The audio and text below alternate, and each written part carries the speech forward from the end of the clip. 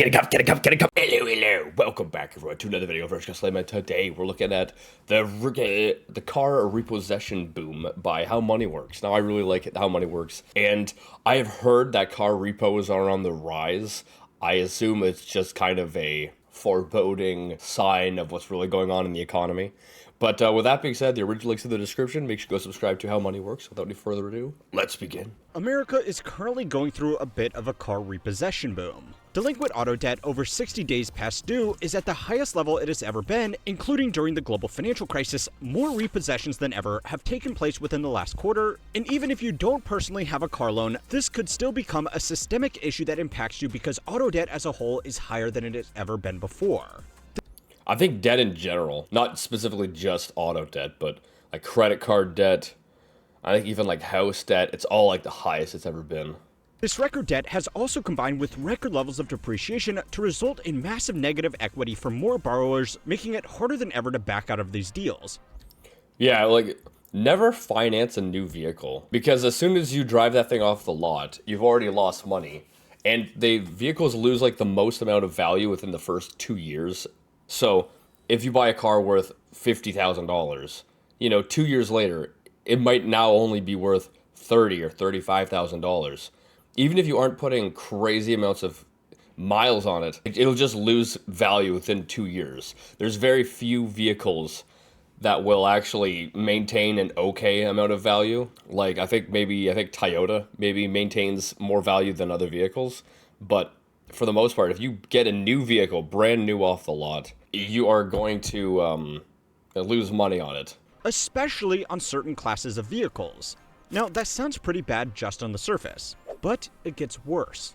Several reports have found that we have slowly made auto lending so complicated and fragmented that between leases, lending, buy here, pay here, cross-collateralized loans, and every other type of way to finance a car, it's become next to impossible to track down how much we really owe and how much is actually being paid back.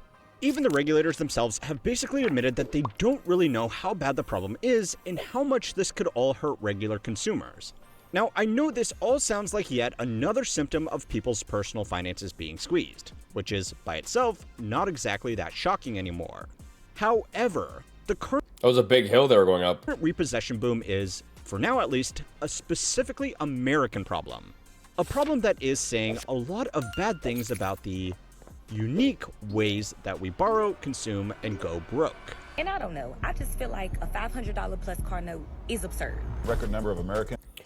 Yeah, most of my friends have vehicle payments that are over or around $500, which, like, I've always bought my cars outright. When I was very young, when I was like 18 or 19, I don't know, sometime around there, I bought like an old Honda Civic, like 2003 or something, and I just paid cash with that. It wasn't too like crazy expensive. Yeah, it had problems and you had to get it fixed, but I'd rather that than having to spend $500 every single month just to get a newer vehicle. Like, that's $500 that could be put in my savings account, that could be put elsewhere. I hate the idea of owning nothing. Are falling behind on their car payment. I have $60,000 worth of car debt. Those loans coming with higher interest rates for buyers with limited income or credit scores. The more concerning part, the interest rate being 37%. Oh, 37%. That's worse than a credit card. Why would you get that? 70 months? Original loan amount. Hold on, let me get this out here. Car loan calculator. Monthly payments $1,000. Gosh.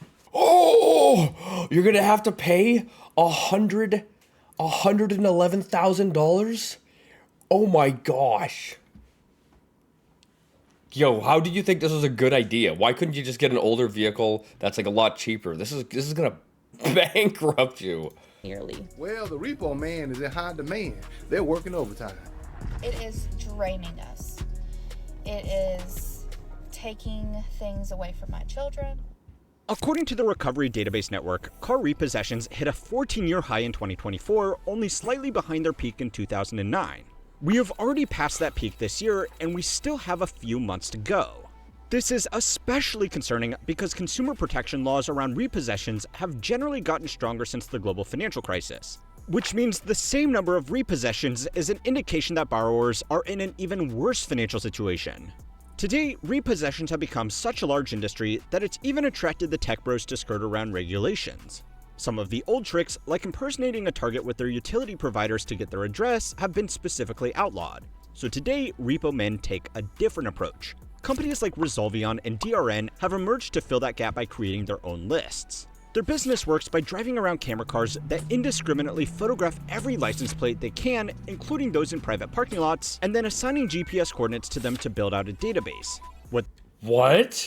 What? I've not heard any of this. That's crazy. Why are they doing this? This does is let repo men access this database for a fee so that they can get a Oh, that's why. That's friggin' smart.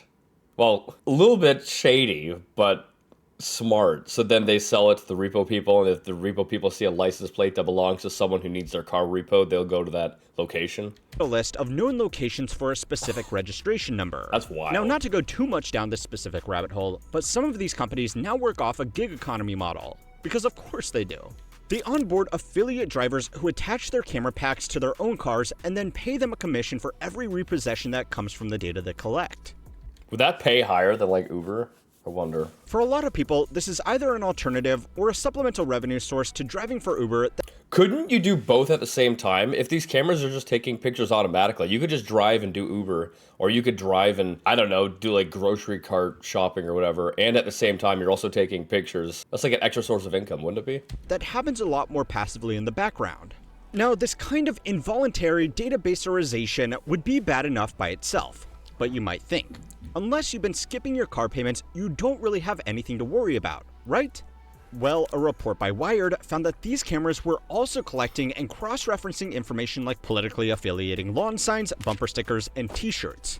This let them highlight areas and even individuals with stronger support for certain ideas than others.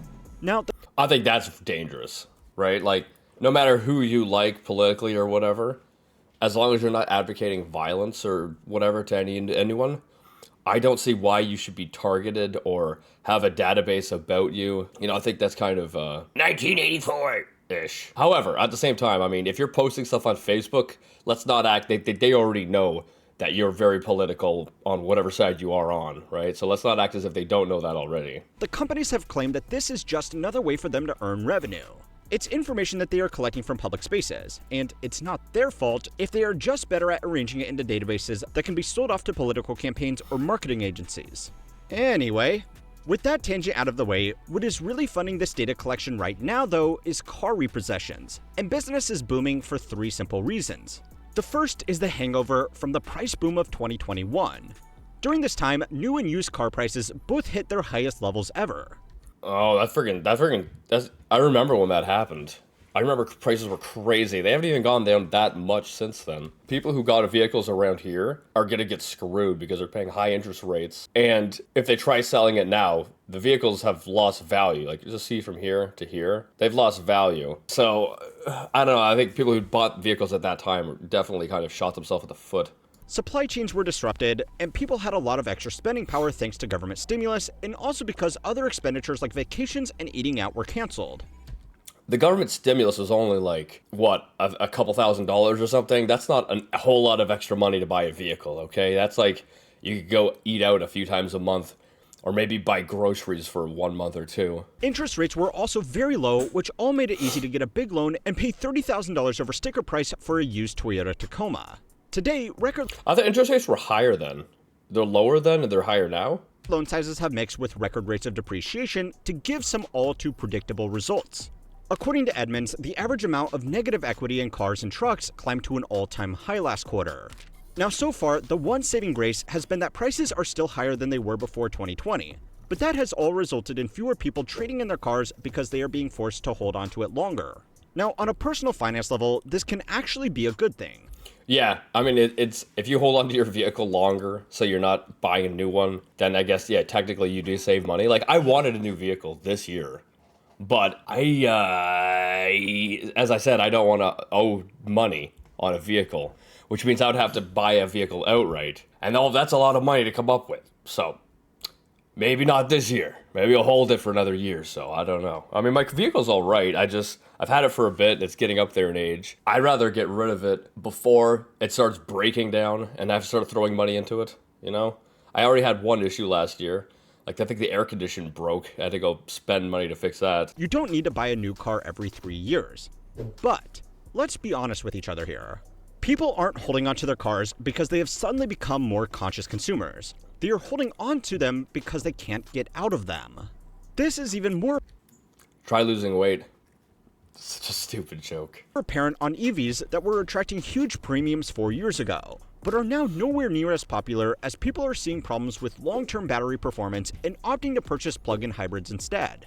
For a lot of people, it's not worth it to make budgetary sacrifices for a car that they are underwater on, so they are just ignoring the problem and accepting that one day their car will be repossessed. Now the good news is that we are just in the find out stage of a very unusual pricing shock in the car market. If that was all there was to it then, as the loans were taken out more than 5 years ago start to end, things should start getting better, right? Well, it's time to learn how money works to find out what 5 years ago? Well, you know, if you're getting a 70-month loan, I think that's like 7 years, right? Or 6 or 7 years.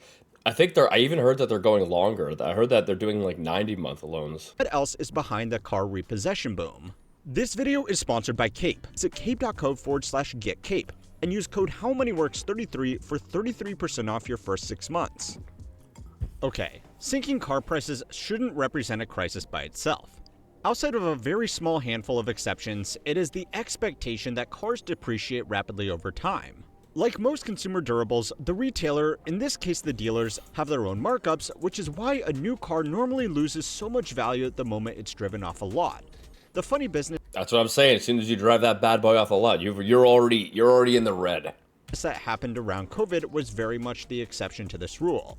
What really allowed a small little price spike to turn into an economy-wide problem is the increasingly complex ways that we are financing car purchases. In the past, it was pretty straightforward. You would pay for a car in cash, or you would make a down payment and pay back the rest over a set term. This was almost always 5 years.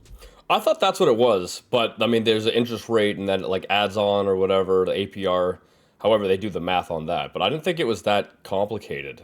I don't know, because I don't friggin', have car payments. Today, the variety of car financing options has grown significantly, and almost all of them are designed to let people get into a slightly more expensive car than they otherwise would have been able to afford. According to Experian, over 80% of new vehicle sales are financed, but because the industry is so fragmented and underregulated, some third-party estimates put that number as high as 85%. Outdated ideas like having money to use as a down payment have also become a thing of the past over the last 2 decades. I think you gotta have a down payment if you're gonna buy, get a car and finance it. You have to have a down payment, because that's gonna lower the monthly, your monthly amount of money. Like, I couldn't imagine, I just did that calculator, and that person who bought a car for 40-something thousand is gonna have to pay $111,000. You're literally losing double your money, or almost 3 times the amount of money you're spending on it. How does that make sense? If you just sat down with a calculator and then did the math before signing the contract, you should have been like, oh, I'm gonna freaking screw myself over signing this. I should not do it. I should get an older vehicle that may have a little bit more miles on it, that might be a little bit cheaper. This has slowly been replaced by people using the equity they have built up in their previous car to use as the down payment on their next car, re-extending the loan term and principal. Don't ever do this. Don't ever do this. I had a friend who did this recently, or he's done this for a few years or something like that. He had a vehicle, he didn't even fully pay it off, but then he got a new vehicle, but the debt was added on to the other one. He did that 3 or 4 times, and his debt got to $90,000 or something. And he declared bankruptcy recently. So do not do this. Sometimes even that is too much. The rate of trade-ins where the previous car has more owing on it than it's worth has hit its highest level ever, with 1 in 4 cars being traded underwater. Yeah, that's what my friend was doing. If the vehicle's paid off, then yeah, the vehicle has some trade-in value, but even at that point, it's probably better to sell it on the private market, because you can get more for it than if it's a trade-in. Dealer financing is still pushing through these sales though, even if they have to get creative with car values, because of the biggest broken incentive of all. Dealerships aren't really in the business of selling cars. They are in the business of writing loans. The cars are just something that get borrowers in the door. Now, while this fact alone might not be that surprising to you anymore, it has encouraged continuously pushing the bounds of what is normal in car loans. The financing manager at a dealership obviously has commission incentives of their own, but they are also colleagues with the sales staff who will depend on them to get a deal done. If they want everybody to get paid and avoid awkward silences in the break room, there is a real incentive to write a loan by any means necessary. This actual peer pressure... I freaking hate car salesmen. I've dealt with a few that have been okay, but for the most part, they're very pushy. They're very trying to upsell you on things. I got screwed over once by buying some extra BS that they're trying to sell. My friend got screwed over when he bought a vehicle last year. They upsold some garbage, and he spent $1,000 or so extra than he should have, $1,500. I freaking hate car salesmen. Is at least part of the reason why delinquencies on dealer loans are more than double that of loans from other sources, according to data from the Consumer Credit Panel of the New York Fed. Wow. Now, if lowering lending standards and down payments wasn't enough, the biggest lever that the industry has been pulling is extending loan terms. 5-year loans have gone from being the industry standard to now being less common than 7-year loans, according to market data compiled by Bloomberg. A growing number of lenders are now offering terms of 144 months for loans up to 120% of the car's value. 144 months? How many? What is that? 12 years? That's how long these loans... Whoa! Could you imagine with the interest rates, could you imagine how much people are paying for a $40,000 vehicle? Oh my gosh. In plain English, what this means you could do is trade in a car that you are $10,000 underwater on, put no cash down, and take out a $60,000 loan to buy another $50,000 car, which you will be paying off over the next 12 years. But here's the logic with that. Here's the logic. This vehicle is not going to last 12 years. Not many will last 12 years. You'll last 5 or 6 before the vehicle starts having problems that you gotta start putting money into it. So 12 years, this vehicle will be a piece of trash at the end of it, if you still have it, and you're gonna be paying money to keep fixing it. It's gonna be constantly in the shop probably at the end of 12 years. If you just think logically, you're $60,000 in debt. Even I can go back over to this calculator here. I feel 36% interest is crazy, and that's definitely not average. I'll do 12. 60,000. And there's 140 or something, 144. So you're still paying $113,000. You're still paying almost double. You're still paying almost double on that. And at the end of it, you're not even going to have a vehicle because it's going to be probably in the dump. So you're going to have to get another vehicle at some point. So the debt, whatever is not paid off from this, is going to be carried over to the new vehicle. Can you see what I'm saying? This is a circle that is going to end in something horrible happening. Now, the interest rates and fees on these loans are usually nothing short of catastrophic. But... Exactly. No, do you know how risky it is to loan that kind of money out? In order to do that, whoever's loaning the money would want to have a high interest rate, because the default rate's probably so high. Spreading the loan out over that long does minimize monthly repayments. And since most of these borrowers are going to trade in their car again before paying down the loan, that's all they really care about. As people are increasingly... So then you're just constantly compiling debt. This is so stupid. Just don't. Just buy an older vehicle that you can drive without having monthly payments, and then try to save or invest that, instead of spending $500 a month on a car, if you can invest 300 of it and then put 200 aside for car repairs, you're already doing better than the majority of people. Taking out 6, 7, or even 12-year loans on cars. 6, 7?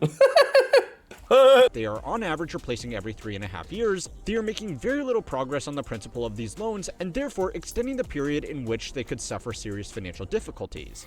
The Consumer Financial Protection Bureau, while they still exist, highlighted this as one of the most damaging financial practices in the economy today, and highlighted it as one of the leading causes of loan delinquencies. So, lenders... I 100% believe it. It's so predatory if people are not aware what they're doing, and it's so financially stupid. That's like the 50-year mortgages that they're going to start doing. When I made a video talking about this, but it's you're never actually going to see your house paid off. If you buy a house when you're 30, and then it's got 50 years, so you'll be 70 by that time, the average, male, might not even see that house paid off before they die. And if you don't pay it off, then it gets repoed on you, or your bank takes it. You're spending your whole life paying for something you're never going to own. That's crazy. There shouldn't exactly be shocked Pikachu that the repossession rates are skyrocketing, but they are going to keep going on, not just because it makes them money, but because it makes money in the right kind of way. As terms have gotten longer, loan sizes have also increased, which has also allowed us to buy more expensive cars. I mean, who knew extending loan terms and equity Yep, there's the 50-year mortgages. That's all I freaking told you. requirements would just drive up prices on underlying assets? But anyway, the bigger Yeah, that's true. That would actually drive up prices. issue is that these loans have become a valuable asset class of their own. When a dealer writes a car loan, they are usually using a third-party credit provider to actually pay out the money. Yeah, normally it's like a bank or something like that. They're not the auto company, the dealership is not actually the one giving you the money, right? As part of that deal, those providers will pay the dealer a commission for the business they are bringing them, and the longer the loan term, the bigger that commission is. Most of these loans then get securitized and sold off to other investors, so that neither the lender or the dealer needed to use any cash of their own. Now, the paperwork involved in doing Exactly. So the person who's loaning money to the bank, who's then loaning money to the individual buying the car, the person who's loaning the money to the bank, they want to get a good return on whatever they're loaning because, especially in like the auto market, it's really risky. So the interest rates are just freaking higher, and that screws over people more. But then when people stop paying their bills and the repossession boom is happening, the interest rates are probably going to go up even higher because it's so freaking risky. Like the higher the risk, the higher the interest rate normally goes with it. Doing all of this costs a bit of money, but that is a fixed cost. It takes just as many man-hours to put together a 3-year loan as it does a 12-year loan, but the lifetime interest on the latter is almost 6 times higher, making it far more profitable for these middlemen. Now, if you think that's bad, don't worry. It gets worse. Turning people's transportation into a recurring revenue stream still has challenges because of silly little things like regulations and lending standards. They might be on the floor, but they are still there. Fortunately, a new model of car subscriptions is becoming increasingly popular. So, yeah.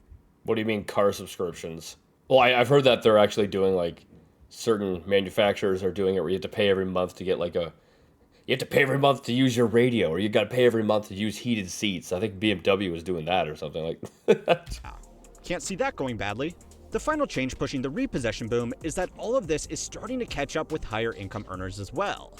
When we think of people getting their cars repossessed, we naturally think of people with bad credit, unstable employment, and poor financial literacy. Now, subprime customers like this do still make up a majority of loan delinquencies and subsequent repossessions, but that is more or less a constant. Amongst this group of borrowers, there was a brief improvement in their loans around 2020 thanks to stimulus, lowered interest rates, and deferments on other debt. Today, however, the delinquency rates on their borrowing is more or less back to where it was before the pandemic. It's not good, but it's predictably not good. The assumption that a lot of these loans will not be repaid in a timely manner is why subprime auto loans have much higher interest rates. Exactly. Like whoever's loaning this money out needs to have there has to be something to entice them to invest. Like if you had $100,000, does it make sense giving it to someone who has like a 30% chance of defaulting and you not getting your money back? Like that doesn't make sense. Why would I give that money to you? But if I'm getting a 20% interest rate on that, that's really high, and that's a lot better than any U.S. Treasury is going to get you. And that is what will entice individuals to actually participate in loaning money. But, I mean, it's so friggin' risky. The real difference right now is an increase in delinquencies coming from people with average or even above average credit. Late payments amongst these groups have roughly doubled since before the pandemic, and even though the rate of their delinquencies is lower, they are a much larger group overall. So the total volume of bad debt is really starting to creep up. We have mentioned it in almost every video this year, but the top 10% of households now account for over 50% of all consumption spending. Now, this statistic normally highlights the growing K-shaped economy, but it doesn't necessarily mean that everybody in the top 10% is thriving either. A report by Goldman Sachs found that 40% of studied households earning more than $500,000 a year were living paycheck to paycheck. What? $500,000 a year and you're living paycheck to paycheck. This is not a amount of money issue. This is a financial literacy issue. $500,000 a year and you can't figure out how to save money and do things properly, and that's unbelievable. $500,000 a year? That's like $40-something thousand a month. What kind of car do you have that you can't afford a payment on when you have $40,000 a month? If you're making $50,000 a month and you can't find $1,000 for your car payment, like $1,000 is crazy for a car payment. But if you're making that much money, that's 1/50th of what you make a month, right? If you're making $50,000 a month and your vehicle payment's $1,000, that's like 2% of your monthly income. If you can't find that to put towards your vehicle, I mean, if you lose your vehicle, that's what happens. The top highlighted reasons were lifestyle inflation, living in expensive cities, and cars. Ironically, the households earning only $200,000 to $300,000 a year were doing considerably better. Yeah, because they're probably not just wasting all their money or something like that. See, if you're living in the same city, everything's the exact same, and these people are making $300,000 more, there is a lifestyle issue that needs to be changed. Because they were less likely to be surrounded by people who think $500,000 weekend cars and vacation homes are a reasonable expense. Yeah, if these people are surrounded by other rich people who are buying stuff, and these people want to keep up with the Joneses, as they say, then they're going to feel obligated to buy nice luxury things, which they can't afford, I guess. Now, we are actually going to make an entire video about how the 1% is bankrupting themselves later this month, so make sure to subscribe if you're interested in that. Of course, there is more to it than just cars, but generally all of the financial shenanigans that have evolved over the last decade have been directed towards people with higher incomes. They are generally trusted with far more dangerous financial tools, and if they lose their high-paying jobs, which a lot of people are at the moment, they are every bit as likely to end up in the same financial trouble. Now, all of this is just one side of the story. The problems in the car industry are even more apparent on the manufacturer side. So go and watch this video next to find out how and why these companies have dug themselves into such a strange hole. Anyway, I hope you guys like this video. This is very interesting, and yeah, I mean, I don't know what to say. If you're making $500,000 a year, and you can't afford like $1,000 car payment, that's like 2% of your monthly income. Then you need to sell that car. You need to get rid of it. You need to get rid of your house. You need to downsize to that's more than enough money to live on. Okay, you're obviously living way too expensive of a lifestyle, because like $500,000 a year and you can't afford 12 grand a year for a car payment. What kind of car are you driving? And for those of you who are not making $500,000 a year, try to be like me. Only buy what you can afford, and try not to hold any kind of debt. Like if you're gonna buy a cell phone, obviously it's like, do you spend $1,500 up front, or do you, like, Black Friday's coming around, you can get Black Friday deals. Actually, that's what I got my last phone on, Black Friday deal. I got it for free. I just had to pay monthly the same amount of money that I was paying before on my last phone, like my monthly phone bill. I was in a 2-year contract, and I had to pay the same amount that I was before, but I get a free phone. Win-win for me. And if you're gonna buy a car, make sure it's a couple years old. Don't drive it straight off the lot. I don't even recommend financing it because of how expensive they can get. But if you are gonna finance it, make sure you're putting money down on it, and that you know how much with the interest and everything that you are actually gonna end up paying for it, because it might be $30,000, but in the end, you might end up paying $70,000 to $80,000, and that's a lot of money to spend on a friggin' car. In whatever financial situation you are in, it is very important to be aware of where every single dollar is going. But with that being said, hopefully you guys like this. Go subscribe to How Money Works if you're new, subscribe as well. And with that being said, I'll see you guys next time.